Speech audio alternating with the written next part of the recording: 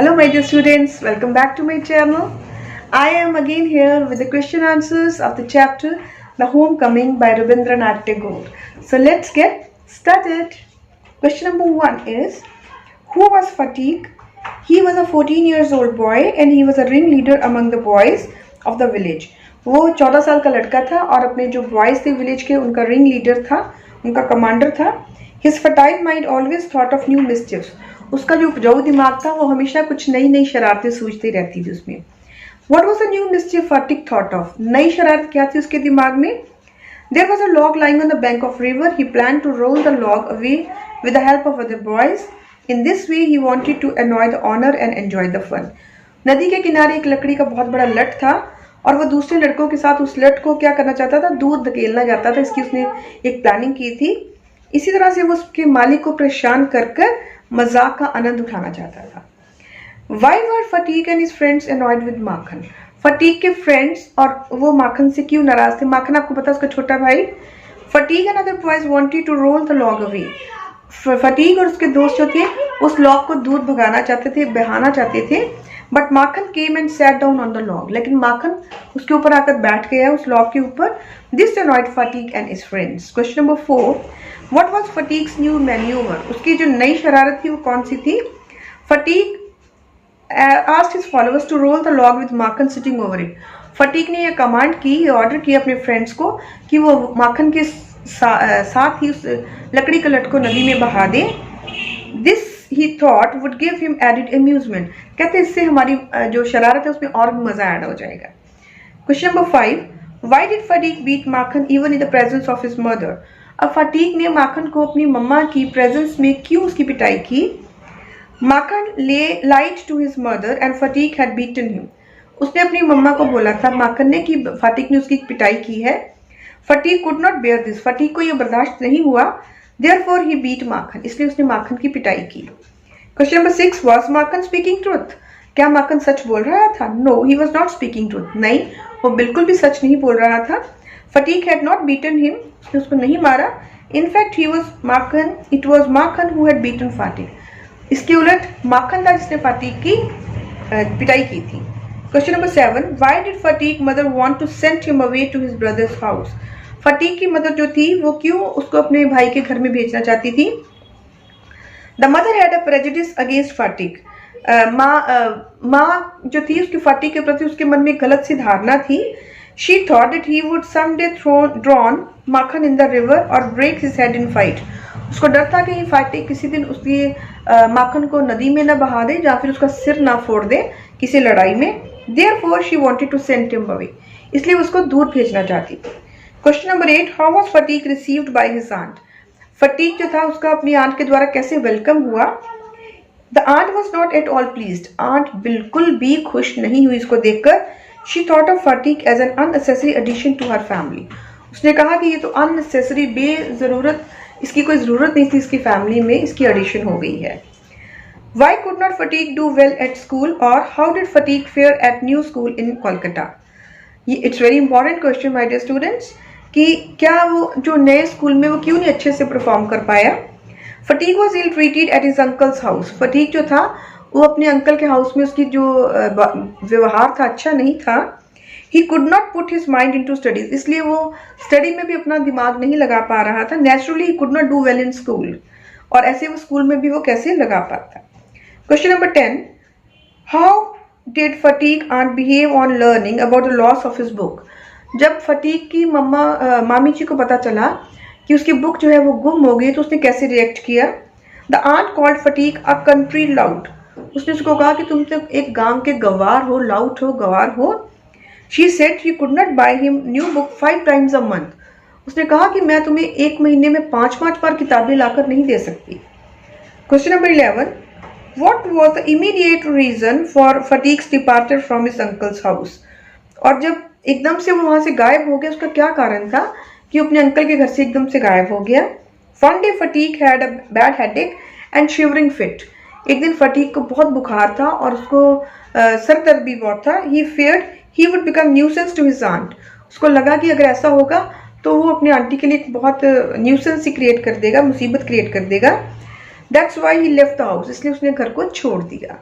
Next question is the why did Bishambar send for his sister? उसने अपनी बहन को मैसेज क्यों भेजा? Phatik was seriously ill, Phatik की कंडीशन बहुत क्रिटिकल थी. The doctor said that the boy's condition is very critical, was very critical, that's why Bishambar send for his sister. Doctor ने भी बोला था कि उसकी कंडीशन जो है वो बहुत खतरे में है, इसलिए उसने अपनी बहन को मैसेज भेजा. What were Fatique's last words? It's very important question and it can be asked in one word answer. Fatique's last words were, Mother, the holidays have come. माँ छुट्टियाँ आ गई. ठीक है? Now these were the short questions. We are going to do now the long questions. Okay? So see, first question is, how did Fatigue feel when he is at Kolkata? Fatigue कैसा feel करता है जब वो कोलकाता में था? While in Kolkata, Fatigue feels like a fish out of water.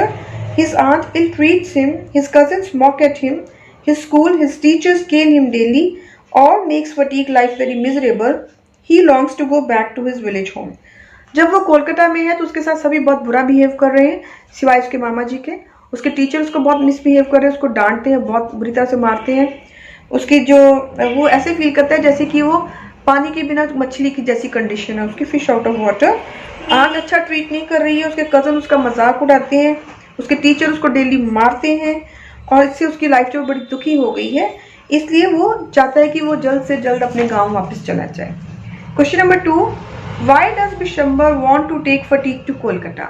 वो बिशंबर जो है वो फटीग को कोलकाता क्यों ले जाना चाहता है? The mother is prejudice against Phatik. Mother ने एक गलत धारणा बनाई हुई फटीग के खिलाफ. She thinks of him as a big nuisance. वो कहती है कि ये मेरे लिए बहुत सिरदर्दी है. She calls him a lazy wild disobedient. वो उसको कहती है कि ये बहुत ही निकम्मा है, असभ्य है और ये गुस्ताख भी है, गलतियां भी बहुत सारी करता है. Bishambar wants to help his widowed sister. Bishambar अपनी विधवा सिस्टर की हेल्प करना चाहता है. So he offers to take Phatik with him to Kolkata. इसलिए वो उसकी हेल्प, उसको फटीग को कोलकाता ले जाकर अपनी सिस्टर की हेल्प करना चाहता है. He says he will educate him there with his own children. वो कहता है कि ये उसको अपने बच्चों के साथ वहां पे एजुकेशन देगा. Question number 3, who is responsible for Phatik's death? Phatik की डेथ के लिए रिस्पॉन्सिबल कौन है? It is solely the cruel aunt who is responsible for Phatik's death. ये सिर्फ और सिर्फ उसकी आंट जो थी, जो निर्दयी आंट उसकी मामी थी, वही इसकी रिस्पॉन्सिबल थी उसकी डेथ की. She dislikes the boy from the very beginning. उसको शुरू से ही वो लड़का बिल्कुल अच्छा नहीं लगा. She thinks of him as an unnecessary addition to our family. वो उसको गैर जरूरी एक क्या कह सकते हो कि मेंबर जो बढ़ गया है, वो उसको ऐसा समझती थी. She ill treats him all the time. वो हमेशा इल ट्रीट करती थी. And even when the poor boy is critical ill, she calls him a nuisance. और जब वो बहुत ज्यादा बीमार हो गया, उसकी लाइफ खतरे में थी, जब उस वक्त भी उसने उसको न्यूसेंस ही बोला, मुसीबत ही बोला, सिरदर्दी बोला. We can say that the heartless witch causes the poor boy's death in the end. हम तो यही कह सकते हैं कि ये निर्दयी चुड़ैल थी जो जिसने आखिर में उस लड़के की जो मौत का कारण बनी. Okay, next is write the character sketch of Bishambar. Character sketch of Bishambar आपने लिखना है. Bishambar is Phatik's maternal uncle. उसके मामा जी हैं फटीग के. He has a lot of love for the widowed sister. अपनी विधवा सिस्टर के लिए उसके मन में बहुत ज्यादा प्यार है. He finds that fatigue is the trouble for his family. वो देखता है कि फटीग बहुत उनके लिए एक मुसीबत है उस फैमिली के लिए. For his sister also he offers to take him to Kolkata. वो उसको कोलकाता ले जाने के लिए कहता है, उसको ऑफर देता है. He says he will educate him there with his own children. वो कहता है कि उसको उसके साथ एजुकेशन देगा अपने बच्चों के साथ. Truly Bishambar is a loving brother. सच में वो एक बड़ा अच्छा भाई है. But he is not imaginative. लेकिन वो ज्यादा कल्पनाशील नहीं है, वो दूर की नहीं सोचता. He commits a blunder in taking Phatik to Kolkata. काफी उसने जो ये किया है, बहुत बड़ी गलती की उसको कोलकाता ले जाकर, बिकॉज वहां उसकी मौत का कारण बन गया. Character sketch of Makhan. Makhan is Phatik's younger brother. He is darling of his mother. ये उसका छोटा भाई है और माँ की आंखों का तारा है. She calls him as good as gold. वो उसको कहती है कि ये तो सोने की तरह है.